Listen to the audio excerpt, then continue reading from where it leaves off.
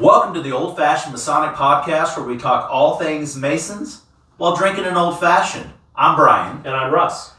Russ, think about your Masonic mentors, whether it was on your way to be a master or anything else. Do you have some Masonic mentors that just quickly come to mind? Yes. I did. From back home, Clifford Johnson was one of my mentors. At Albert Pike, there were quite a few. Lots. But, Gene Payne was definitely one. Payne, 1985. John Garrison, he wasn't too far above me in the line. 2002. And actually, somebody below me in line as well. He just helped me a lot, and he was older, and so he coached me from behind a little bit. And, Fair. And that would be Sheldon Lawrence. So Sheldon, I had a lot of great mentors too. We've been very fortunate at Pike. Sheldon, I don't want to say I was nervous, but I was nervous about when I became the master that I wanted to kind of do it a kind of a younger, fresher, hipper way, but maintain the customs and courtesy. And Sheldon, who I think is 83 now. Yeah. So back up 8 years. He was in his mid to late 70s, right? Yeah. He had the coolest approach, and he said, "Brian, don't sweat it. My first meeting, I lifted my head up and I had lit sunglasses." And I thought, okay. I remember it. Now I'm good. Oh, you did? Yeah. So, with that said, we kind of leaked it, so we have we have Sheldon Lawrence today. So Sheldon Lawrence, again, he's going to be awesome. Just think about as you're working your way through Masonry, whether you go to be a master or whatever you do, having a solid Masonic mentor who is not going to tell you what you want to hear, but sometimes what you need to hear, and also maybe encourage you to get you over that hump, is more important to me in Masonry than a lot of the other things that we do. So, and going through the Masonic line, sometimes a mentor is in front of you, but some of them are behind you. Well, they're leading from behind. And leading from behind. Yeah, and Sheldon set a lot of programs up at Pike that, for example, the Teacher of the Year is probably one of the things that you could cement with him that went 16 years. Not many lodge programs go 16 years. But, and that was his baby. That was his baby, and we'll talk a little bit about it with Sheldon later. So let's get him on. Let's go grab him. Hey, thanks.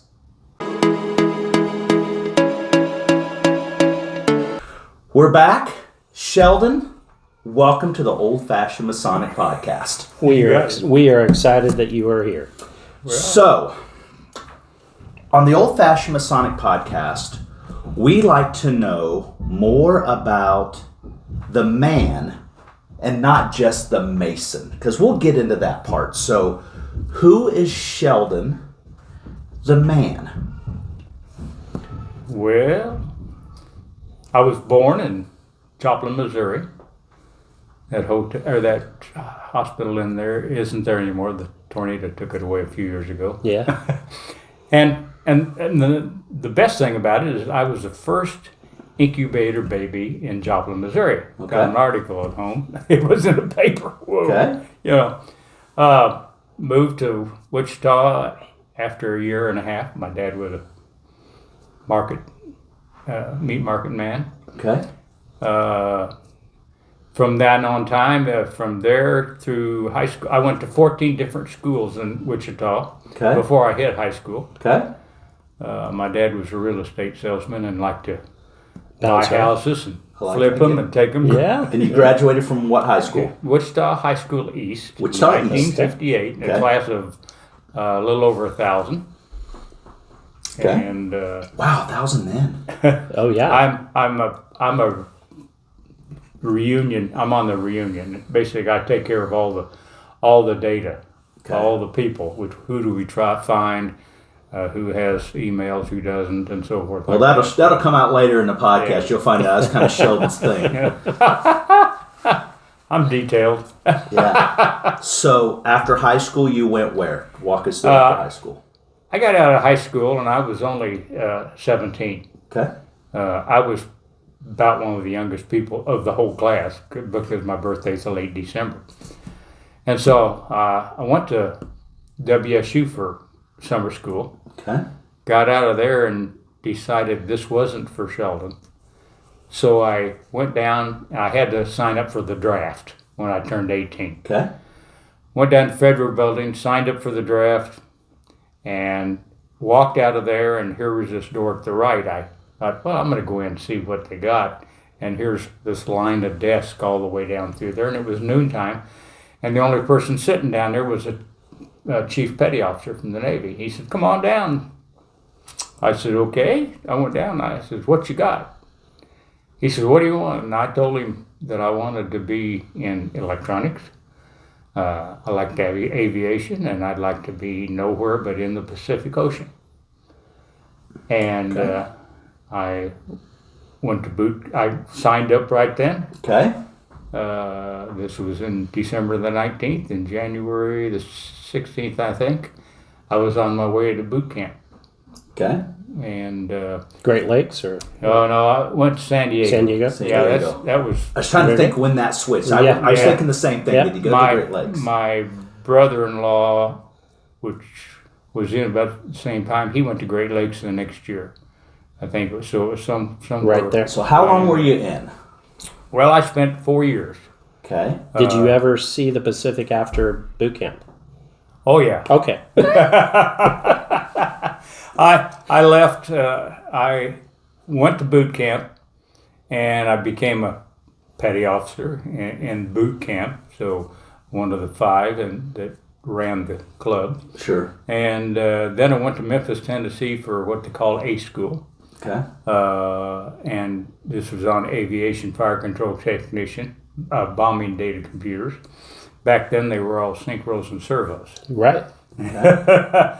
And we were behind a fenced-in area guarded by Marines with guns, you know, because we were highly secret. Okay. And so then I got out of there, and they immediately sent me to the Far East. There was about 6 of us. Some reason or other, 2 of us got to fly over. The rest of them spent their time on a little dinky ship going over. Throwing up all the way Oh, over. yes, yeah, you know. But flew into it was a Marine Air Base, Iwakuni Marine Air Base. Okay. Spent 5 days there, and then all of a sudden I saw this huge, big aircraft carrier coming in the horizon, parked out there. So I spent 6 months on the USS Ranger with my squadron. They were heavy attack bombers. 6 months up in Woodby Island, Washington.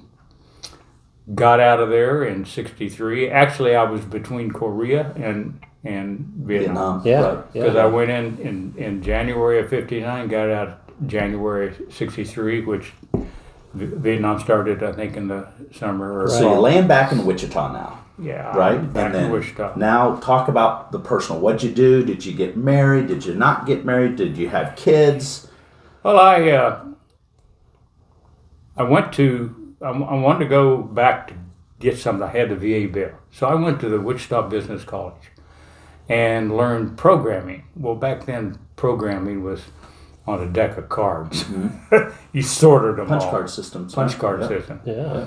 And I learned how to program with those. I wire all these huge boards to make them go through and everything. I went on to there. I went back to work for Dillon's because I had worked at Dillon's before when I was in high school, and worked my way up to be a assistant manager at 13th and Waco. And one day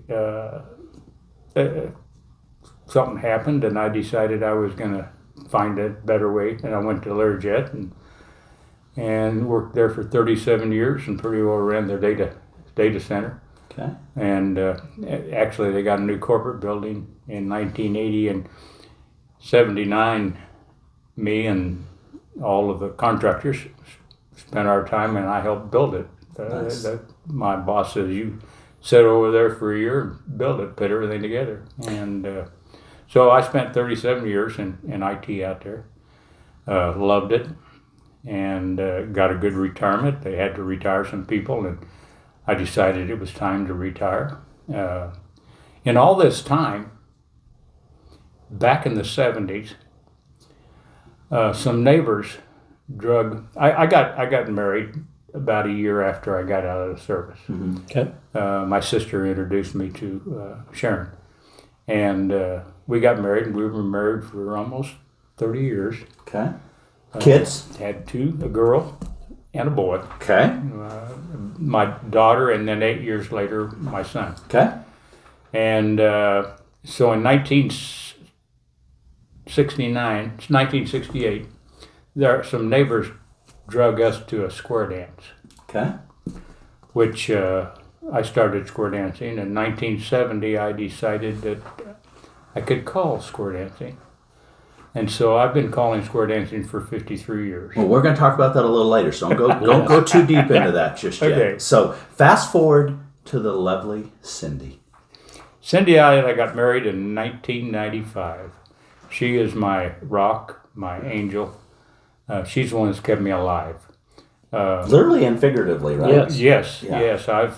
I've been through many surgeries, as you know what that goes, and I feel fortunate to have found her. She was placed at the right time, wasn't she? I taught her how to square dance, and Awesome. And then Well, those who know Cindy have met Cindy.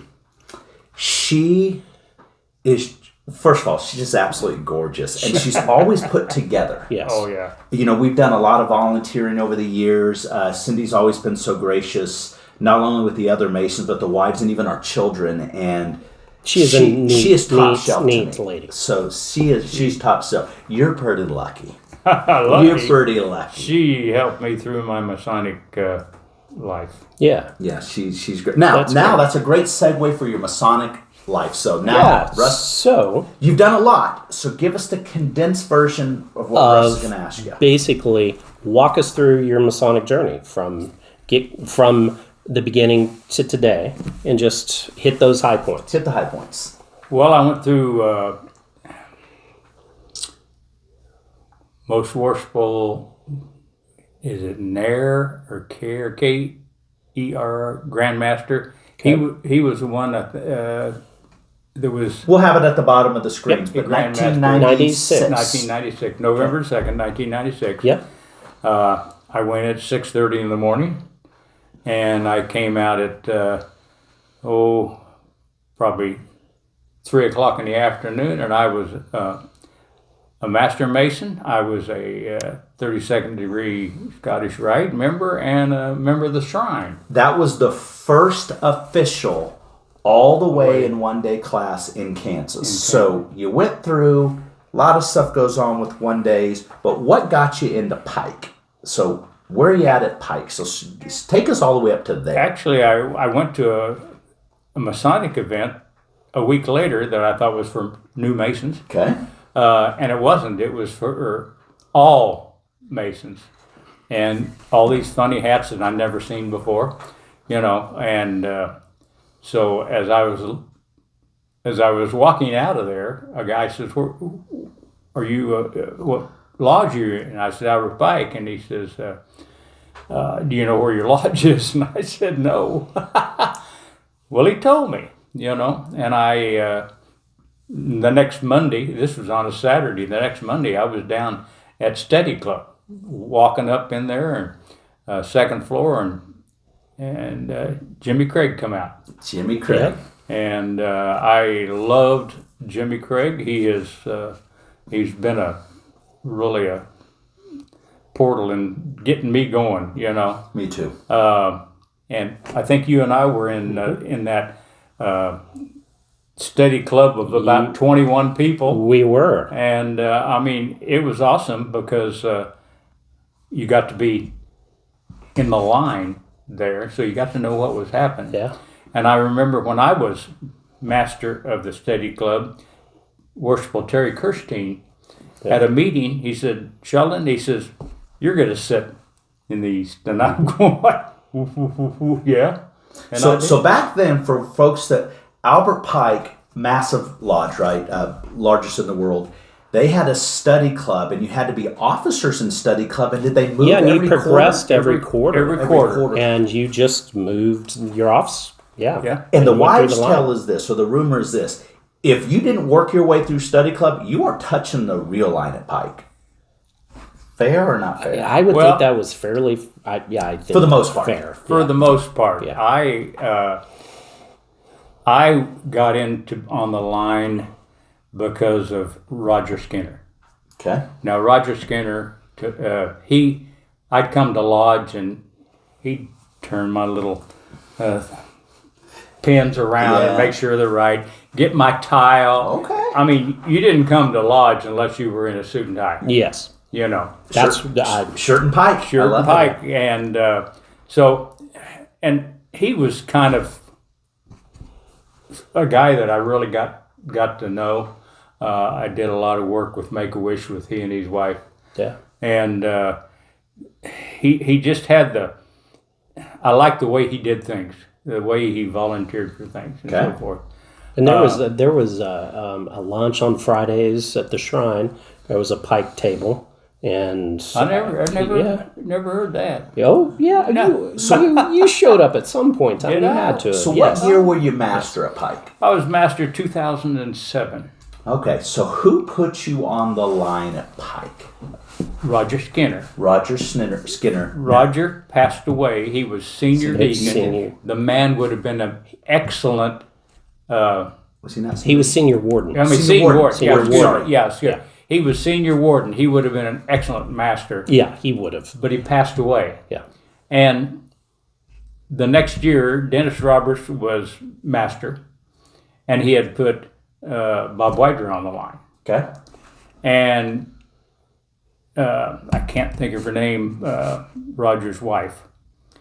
Mrs. Skinner? Mrs. Skinner brought a handwritten note somewhere or other that was from Roger, that his last wishes was that he figured I needed to be on the line. And because of that, they had a spot and they slid me into senior steward. I mean, junior steward. Who was the master when that happened though? Oh, That was that would have John been Garrison, it was Patterson or Patton, Joe Patton, not Joe. The other Carl Patton. Carl Patton was a master when I came in Okay. When you And- came in. as You, on yeah. the line. Okay. Okay. Yeah, and then Bob Wider and I seemed to hit it off as we went around and worked our way up. And I think I was So you were my right senior hand. deacon. I was your right hand person every time going up. And if it wasn't for Sheldon, things didn't get done. So he Well, was and that perpetuated for the years after that. he was the taskmaster. Let me tell you, a steward's jobs are to work in the lodge. Yep. Okay, and when I got there, I'd go into Dean's office and I'd say, "Is there anything that you need me to do?" I changed light bulbs. The light bulb behind the big G in there, Yeah. it was out one night, and he says, "You need to change that." I figured out how to crawl up in that thing. It was like some 500 watt thing. Oh, yeah, It it was is. some ancient bulb. In the old basketball gym. Oh yeah, Yeah. yeah. And so when we got done eating and cleaning up that evening, because we had our own Dining kitchen hall, and everything, right, dining hall there. The steward's jobs were to take the trash out. So it ended up being mine because I was a junior steward because the other steward said no. So it was taking them out and taking them down that dark drive, alley all the way behind between all the way down there, throwing the trash in and then making it back. Oh, yeah. Where the lodge was, it was, dare I say, a seedy area after hours. especially in that alley. That's what I remember. Yeah. So fast forward now, you're master in 2007. Okay. Who did you put on the line? You have people that just move up, right? So who did you Yeah. put on? Do you remember? I believe it was Tony Hale. Tony Hale. Okay. Put him in as junior steward. Okay. No, let's see. Yeah. No, I put him in as Tyler. Tyler. Yeah. Yep. Yeah, and then he started working his way. Okay. up. Okay. And so.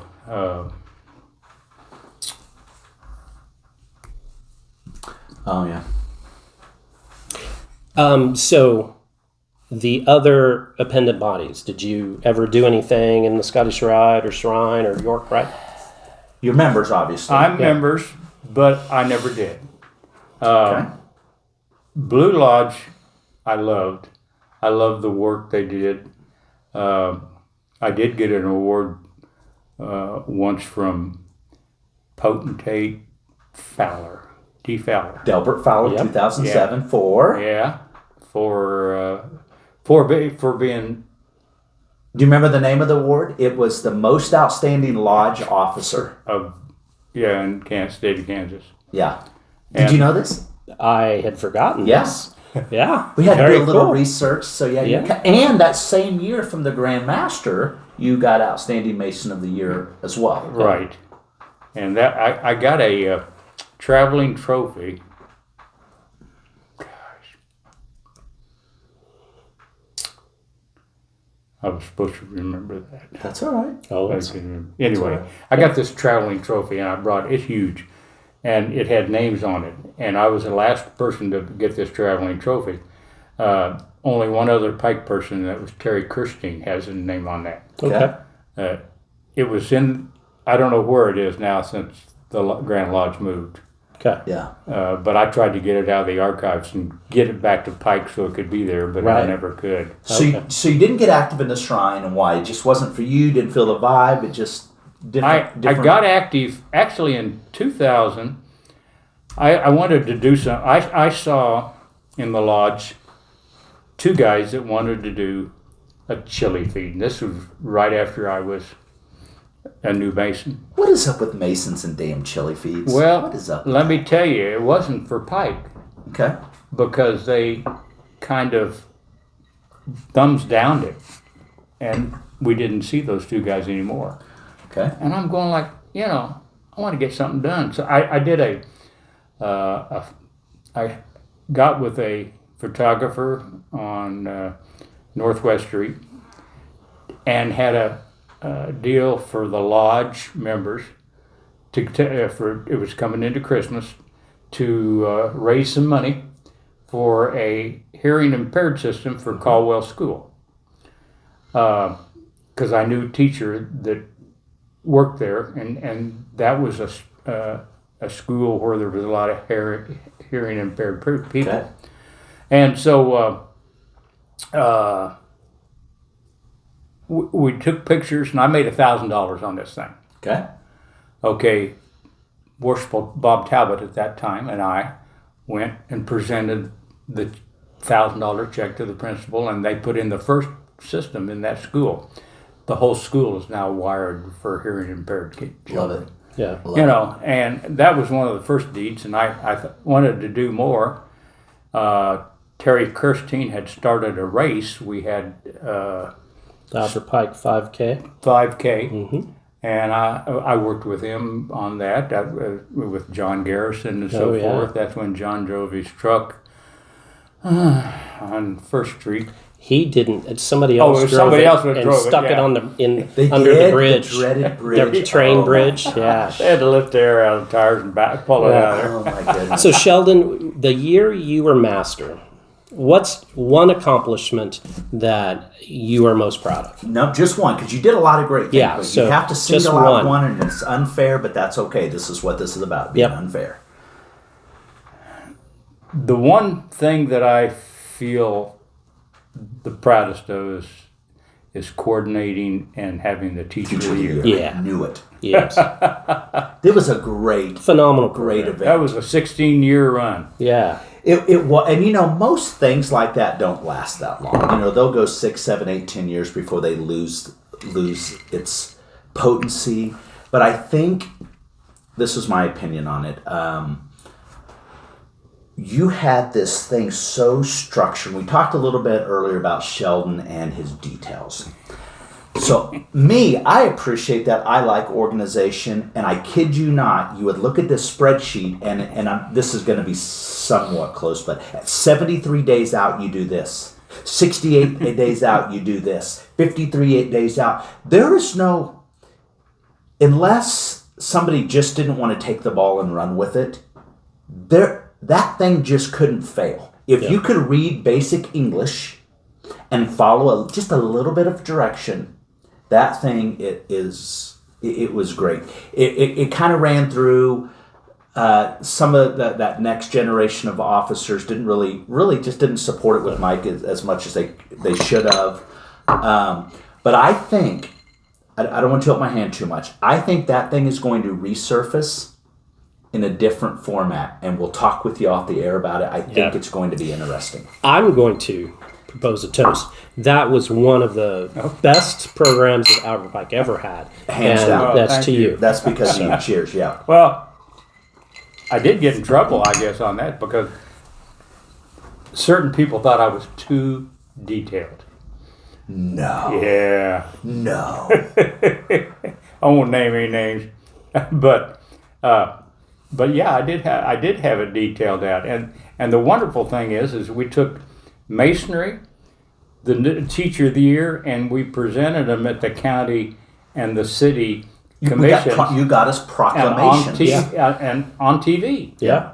And we did the city for several years, but the county we did for 16 years. Yeah. And they loved us coming in and bringing the teacher, and they came every year to our program. So for those who aren't really tracking, one of the things for the Teacher of the Year, Sheldon would go down, the county commission would have a day named after that Teacher of the Year on behalf of Albert Pike. It was the coolest kind of pub. It was just, this program, we talk about the organization and everything, but it encompassed guerrilla marketing, stealth marketing. There was just so many things that went on with that, and it was... And the school system, they on all their TV sets. Yep. When that was happening. So and the teachers, and plus we raised. The teachers got a lot. They got a lot of swag. They got a whole. We don't want to talk about the money because surely they reported that all that they got. So we don't want to. This was in goods. Yes, in kind. So go back to 2007. Your master. Think of your lodge officers. Did all of those officers go on to be a master of any lodge? It doesn't have to just be Pike. Did they all become masters? Jim Ralston did, both of Pyramid, and then Hugh Gill, Roger Snellen, Mike Wilson. And Mike Wilson was on there. Rinsner? No, he wasn't on my line. Okay. But yeah, those are the ones that did. Yeah. Okay. And which was good. So Sheldon, if you were master again, you had another opportunity to do it, what would you do different? Another just one thing now. Yeah. Because we'd all do a lot of things different. Well, I'm a communicator. Indeed. And I would like to see more leaders that are communicators. Well, that's them, but what would you do differently? What would I do? Yep. I would, I liked the formalization of the lodge when I was in it. There was character. I don't know whether I could. I'd get that back if I could. Okay. I just feel like there was respect for the officers. Mm-hmm. I mean, when we were at Steady Club, if any of the officers came over and sat over the side and watched, we all were nervous as hell. It was like the equivalent of the past masters when they come to lodge, just in the corner. So you were a product of the first ever, as we talked about earlier, all the way in one day event in Kansas. Right. So my question is simple. Would you like to see that done again, all the way in one day like you did it? Why or why not? No. Okay, and why? because I didn't learn anything. Okay. I felt like, I sat on the front row watching everything, but I wasn't the right person that was selected. And I know this afterwards. Right. Of course. They had to have people ready Right. for the group. Of course. Right. But you felt like, I'd like to be out there doing that. Mm-hmm. Okay, so when I got into Steady Club, that's when I really found out. Yeah. Me too. Same Yeah. way. Oh. Russ I did did a too. kind of he. One Day Blue, Mason. yeah. I was a C2A. So here's the interesting thing: we're kind of the generation everyone talks trash about. Yeah. But I don't think Masonically somebody really wants to bang with us because we've kind of done some things, right? So, Right. but it worked for us at the time. I don't think I would want to go through it any different than I did because I think it put me on the path that I went. If I would have done it sooner, afterwards, I might not have met you guys, came on the line when I did, got the mentorship that I got from you. So anyway, that's just kind of my thought on that.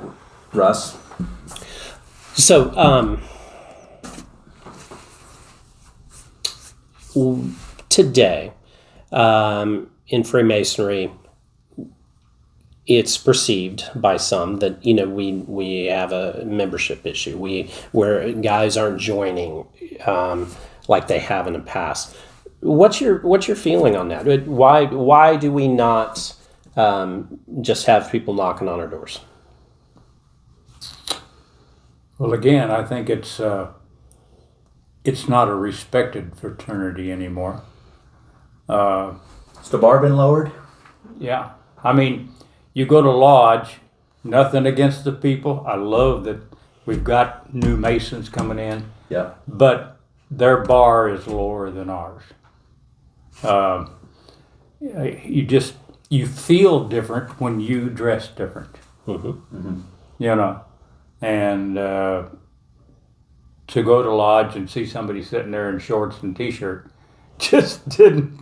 Yeah. You kind of go, oh. Okay. The jeans don't bother me as much as it used to because, and I still have an issue with a pastor that does a sermon in jeans. It still bothers me. I'm with you on the shorts and t-shirts. I think that you can wear a nice dark pair of jeans and a button-up shirt. Oh, is yeah. fine. And, yeah. But the shorts and t-shirts, I'm not about that either. I'm with you. Although I was the guy that did a spring break themed party and had everyone in shorts and t-shirts. But it was a theme party. But it was a theme. And it was well It was attended. all right. So, got a question for you. You have to only pick one of us. Who? Russ or Brian. Who would be the better square dance caller? Right. This is the time where Russ like, where do you come up with these? Because you know what you got to know. So who's? I would have to say that you. Do-si-do. Here we go. You just have a booming. It's not that Russ couldn't do it. Oh no, Russ can do it. But he would just shine at that. You know what? There's a little part of me. It's like, you know what? These guys were on the line together. He's going to pick Russ and he's going to break my heart. But thank you for not breaking my heart. So all of that. Okay, buddy. So We're still good. We're still good. The most important question of the podcast, we always end with this, with one must go. So on the screen, everyone, you're going to see ice cream. Pick your flavor. We don't care. You're going to see pie. We don't care if it's apple. We don't care if it's pumpkin, pineapple, whatever. Blueberry. Pineapple, blueberry. Love blueberry pie. Cake, any kind of cake. And brownies. One of those has to go forever. Sheldon, it was never made, invented. The ingredients are gone forever. Which one has to go? I can't have it in my life. Brownies. Oh. All right. Brownies. What is it? What if they had like no nuts on them? No, they'd have to be without sugar. Okay. I've been a diabetic since '97. Okay. So if you weren't diabetic, I couldn't have any of those really. Yeah. but if you weren't diabetic, you're still sticking with brownies. They got to go. Yeah. Way to go, Brian, picking Yeah. picking this category. Yeah. Yeah. Sorry to highlight and emphasize a HIPAA violation here. Sorry, Cindy. She's a chocoholic. Everyone, thank you for watching the Old Fashioned Masonic Sheldon, Podcast. Sheldon, enjoyed thank you it. as always. Cheers. Cheers.